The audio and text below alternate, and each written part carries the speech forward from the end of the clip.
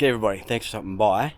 Look, today's video is going to be a little bit delicate and possibly a little bit taboo because today we're going to be getting things out and we're going to be measuring them. So fellas, go grab your tape measure because I want to know who's got the biggest one. I don't mean to brag, but is yours this big? I don't think so. If you're really nice to me, I'll let you come and have a look at mine. See you soon.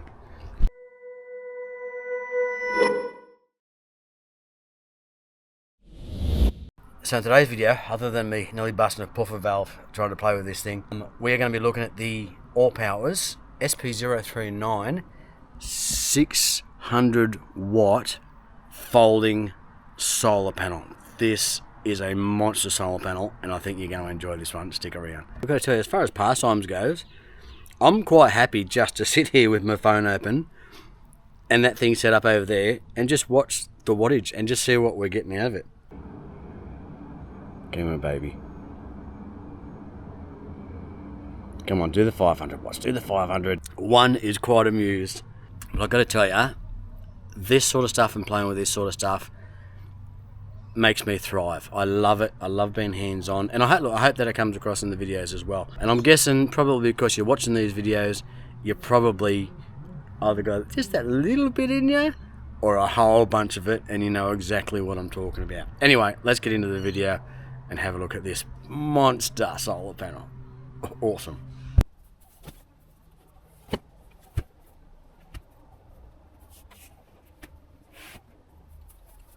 This thing is redonkulous. The panel itself doesn't have the longest leads. They are relatively short, but they do provide you with an extension cord.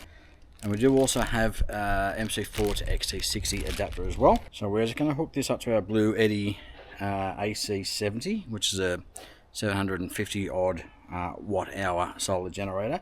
Now this panel is too big for the Blue Eddy. It'll take a maximum of 500 watts, 12 to 58 volt range, so this fits this solar generator perfectly. We are effectively over paneling this solar generator. So nice, straight away we've gone to 330 odd watts, 328 you can see there. We're at 80%. And that's going to top up that 80% in, it says 0.4. Now in autumn here in Australia, so not the best time to be testing solar panels, not far off it. So we should get an indicative performance, but it's not going to be as good as we'd see in summer, you know, with the sun straight up. So it is not long after midday. If it was only a month ago, that sun would be directly up and would be getting maximum power out of this solar panel. I've done my research and seen examples of people getting over 500 watts out of this. This time of year, not going to happen. So just to make that clear, see if we can just angle it up a little bit and see what changes. Okay, so that one made a 20 watt difference. We're now at 360. Actually, that made 30 watt difference. So we've gone from the 330 that we were seeing, having them pretty much laying flat, up to 360. So good improvement there. So I've got the ladder behind that. If I had two of those, it would be perfect.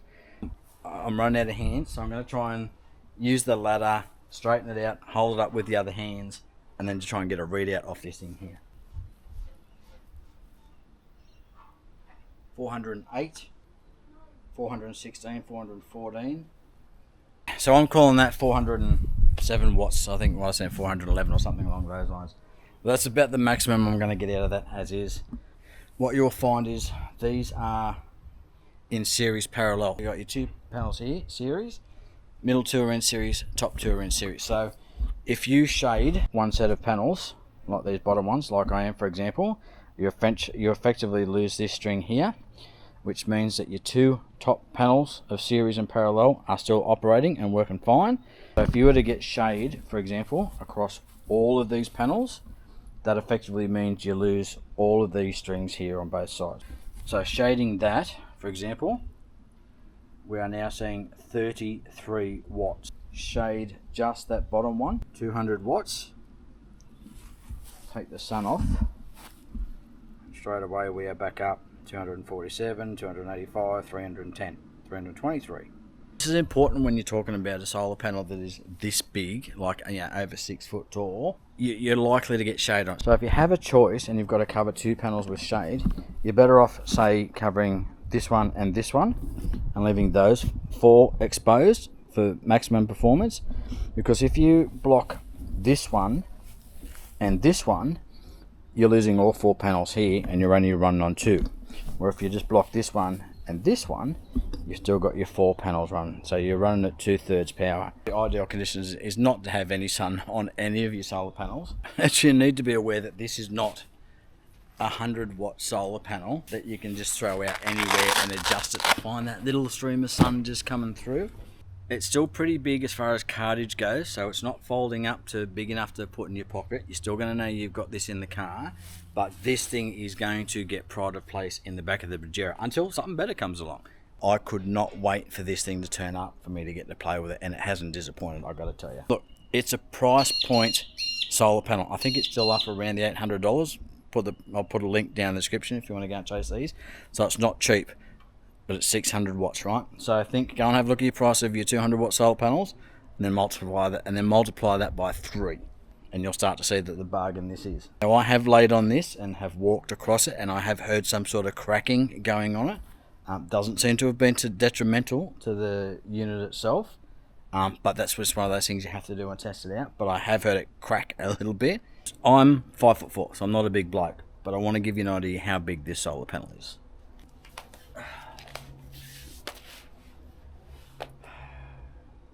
Whether that was delamination or whatever, I don't know.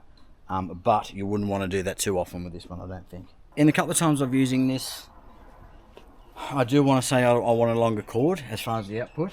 Give me 2 meters. I think that a minimum of 2 meters I think would be good. Let's face it, unperfect conditions or imperfect conditions, proper English, are the conditions that we typically operate when we're out camping and we're doing stuff like that. It's very rare that you're going to get the perfect clear day. At this point, we're not being capped by the controller. It is just the conditions that are limiting us here.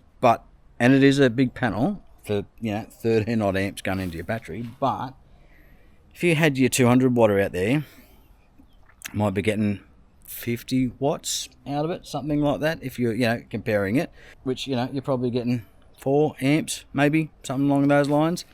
So to be putting in over 12 for just throwing this out flat down these conditions and still putting in 12 amps into my battery, I think that speaks for itself. I've jumped online and I've just gone and ordered a couple of Victron controllers. So I've ordered the 100, I think it was the 150 that I ordered.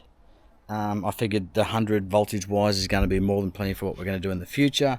The 50 amps will maximize that, and we'll see what we can get out of this, so we're not limiting it at all. Now I want to get a few things across just quickly while we're doing this testing.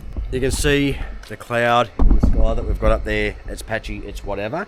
Currently getting 350 watts out of this, and it is literally just laying on the ground like this. So normally when I have a solar panel and I lay it down, I will normally see, it depends on where the sun is, the cloud conditions and all that sort of stuff, but as a general rule, I would say if I lay a panel down, I'm going to get about 60% of what I'll get if I chase the sun, right? So if we're getting 346 at the moment, just laying it down, I'm really only going to guesstimate, because that's all I can do at this stage. I'm going to say we're going to see well over 500 out of this when we've got good conditions. I've dealt with Allpowers in the past, and we had a look at their 200 watt solar panels that we've got in the shed. I often pull those out for testing, but things have changed and they've progressed and solar panels are getting better. Allpowers are doing better on their game as well. They've been in the market for a while now. And those panels were okay, but they were only okay. 120 watts, something like that, out of 200. So they reached out and they said, look, we've got a new solar generator. Do you want to have a look at it? Another little baby one, the R600. We'll send you out a 100 watt solar panel as well. And I said, look, I noticed you've got the 600 watter. Can I have a squiz at that? Now, if you've watched my other reviews on other solar panels, I always say, when it comes to solar generators and solar power and solar panels, bigger is better. Now, I'm not aware that there is anything bigger than this in a folding solar panel in the market, which means you can just throw it out on the ground like this and still be putting 25 amps into your battery. I'm going to go and pull out of the shed 600 watts worth of solar panels, just to give you an idea what you would need to put out to compete with this. All right, give me a sec. Now that is what 600 watts of solar panels look like if you're trying to lay them out individually. So I've got 200 watts there, 200 watts there. That's 100 watter, 120 over the back. So effectively we've got 620 watts there. You can either go and do all this and get all your wire connectors and adapters and whatever, and carry all that in the car, or you can do that. Let's just stick some specs in here as always. So 600 watt solar panel, it's a mono panel obviously, 23% conversion rate according to Allpowers. Open circuit voltage 52.8 and a 14.99 for short circuit current. Okay, so I just wanted to have a quick look because it's saying maximum voltage or VMP is 44 volts and the maximum current, operating current, which is the figures you expect to see going into your solar controller. I was a little bit unsure about that 44 volts because I thought I'd seen slightly higher than that. We are seeing 42.76. I did see 43.8. Just saw a 44.23. Well, we just saw a 47.75. So we're definitely getting up around that 44 and plus, and now we're getting some cloud. But I was about to wrap up the video on the Allpowers 600 watt, realising that I'd only just put it down on the ground and hadn't actually tried or attempted to chase the sun with it. And in my mind, that was really doing this thing a disservice, and ultimately doing anybody that was going to watch the video a disservice. So what I want to try and do, I'm crook as a dog, I'm coughing up half a lung. I think this really deserves an opportunity to see what we can get out of it. On the panel itself, you've got 3 tie-down points, or 6 tie-down points, but 3 up each side. One there, one in the middle, one at the top. So effectively, because we want to angle it in this orientation, as you see it here, it leaves us with just 2 in the corners. I'd probably like to see another one in the middle.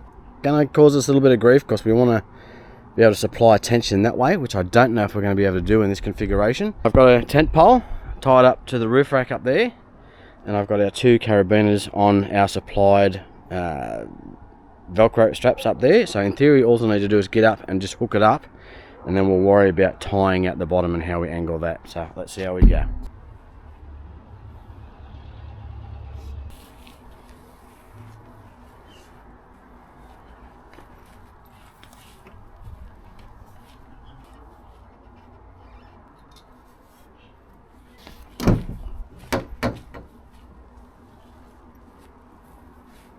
Of course, as soon as we get close to setting up, good old cloud, but we should get some sun back. It's not pretty. Whew. And we don't have any sun at the moment. We are directly behind that big cloud, and this is how she's set up at the moment. Now we've got the wheel arch sitting right in the middle of the Pajero there, which is giving us that bend, and here comes the sun. Let's see what we get.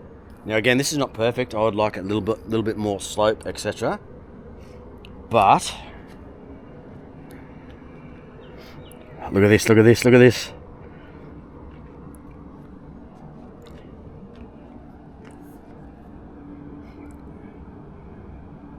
Come on, baby. Come on, do the 500 watts. Do the 500. Yeah. I'm going to grab a drink to celebrate that.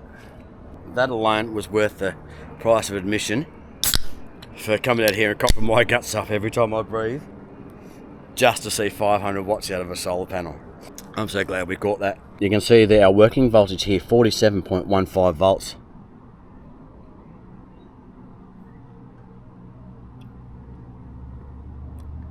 Bloody brilliant, just absolutely brilliant. Obviously, for the purpose of testing and doing these videos, I try and chase the sun, try and see, just see what we can squeeze out of the solar panel, see what's the best we can get. But if you think that I'm pulling up the camp and I'm wrestling with that thing, trying to get, what do we get? Another couple of 100 watts out of it by doing that, it's not going to happen. For this panel, I think it's really important to understand, I guess, just the sheer logistics of the thing because of the size. The size of it is its greatest strength and its greatest weakness. If you had a situation on the side of your caravan, we had a couple of clips where you could just hook it up and pull it up, that would be ideal. I think what you would need would be a couple of pulleys. I had to try this like this for my own peace of mind to see what we could get out of the solar panel. I also needed to try it so I could let you understand what the experience is going to be like to own one of these. So what do I like about it? This is the biggest and this is the largest and the most powerful solar panel I've ever had, hands down. Glass panel, folding solar panel, whatever. And the fact that it's in a folding solar panel is just ridiculous. I do have concerns though, that when I was fighting with this thing and trying to angle it up and whatever, like, you know, you're bending the panels and whatever, I think genuinely be concerned that because of the size of this thing and the way you need to handle it and, you know, push it up and hold it and lever it, that may have an impact on longevity. I don't know. I don't know how that's going to hold up out in the real world. ETFE coating would have been nice on all the panels. It makes them a little bit more rugged. It's probably going to make it a little bit more heavier. You're going to get longer lifespan out of your panels before they start to haze or discolor and stuff like that. But price point panel, that's what Allpowers do. Anytime you talk about improvements like that, like coatings and things like that, it's going to put the cost up. So I would say that I'm happy with the configuration as it is, with the coating as it is, with the way the panels are made, how it's constructed, etc., etc., because it makes it a lighter panel to handle. Beyond size, if you've had any of the Allpowers solar panels, it's going to be same. It's going to be exactly what you know. If you've got one of their 100s, a couple of their 200s, whatever the case may be, I think you're going to find this exactly the same. The only thing I would like to say, though, is that in testing some of the Allpowers panels that I've got recently, there has been a vast improvement over the solar panels that I had tested several years ago from Allpowers. So Allpowers is making strides and making improvements in their solar panels, and I've seen that in the output, and this is a good example of that. They've also reached out and asked me if I want to have a look at just some of their flexible panels, which we'll talk about for the caravan as well, and I've said yes to that. So as far as the inclusions, you've got your carabiners, 6 carabiners and 6 of the Velcro straps, which is super handy when you're trying to get it in this sort of configuration. You've got enough carabiners and Velcro straps for all the different tie down points around the circumference of the panels itself, but it does come with, I think, what I would consider to be the right amount of connections. It's got the MC4 connectors, and if you can't find an MC4 connector to whatever else you want to connect it to, just on Amazon, eBay, make it up yourself, then you're not really trying. But you need to consider compatibility with this unit. Don't think you're just going to go out and grab this and then plug it into any of your solar controllers. You're not. The reason I say that was I was going to plug this into my Enerdrive DC 40 Plus in the back of the car, which I've got an Anderson plug going to the back. It's got a maximum voltage input of 45 volts, which means whilst the working voltage in this one says 44, it has spiked up to sort of, like I said, 47, 48. I would not plug this solar panel into that Enerdrive. So if you've got an Enerdrive, I would say this is not a compatible panel for you. You need something that's going to handle, I would say, at least 60 volts. Now, if you're looking at your solar generators, a lot of your bigger ones over that sort of midpoint range, which I'd call 500 odd watt hour range, your smaller ones, your 300s and your sub 300s, will have a maximum maybe about 32 volts. This panel's too big, not going to work. But for your bigger ones, like your 1000 watt hours and stuff like that, maybe even down to your 500 watters, point is you'll need to check. They will then take an input voltage of up to 60 volts, which means this is now compatible. You're probably putting a whole bunch of extra current into it that they can't use. In this instance, this can put out to about 40 amps under ideal conditions. I haven't been able to achieve that, but we've seen over 30. It means all of those extra amps, all that extra current, that extra 15 amps, whatever you've got of current, will just be rolled off. It'll just be dissipated. It won't use it. What you can't do is overvolt them. So you can't put on something that's putting high voltage in, otherwise you're going to kill your solar generator. Current is fine, voltage, no. If you've got any questions about this, you want to know any more about it, obviously I'll put links down below. If I can get discount codes, it'll be down in the description, so go and check those out, the usual thing. So we've just laid it out flat, basically the same sun conditions, about 300 watts. So the effort for hanging it up and pointing it towards the sun was, for me, what did we say? We were getting about 460, thereabouts, down to about 300. So it's about 150 odd watts, thereabouts, to put in the effort. So I'm going to leave that up to you, whether you reckon fighting with that is worth an extra 150 watts to you. So I think for today's exercise, we've got to settle on 500 watts as being our peak. So let's wrap it up by saying this. Is it my highest performing solar panel versus what the manufacturer rates it at? No, it's not. That goes over to the new Bluetti that I've got, the 120 watter. I get 117 watts out of a 120 watt solar panel. Really, that's not a realistic expectation of output from a folding solar panel. It's just not. That's an exceptional unit. Is it the most portable unit that I've got? Hell no, far from it. Is it the unit that I am likely going to use the most? Hell yes, it is. This, like I said, this is anytime I get these new solar generators, anytime I go camping, anytime I want to test anything else, anytime I want to get solar power into a battery lickety split as quick as I can, this thing is coming out. Right, that's it. Get out of here. Thanks very much for stopping by.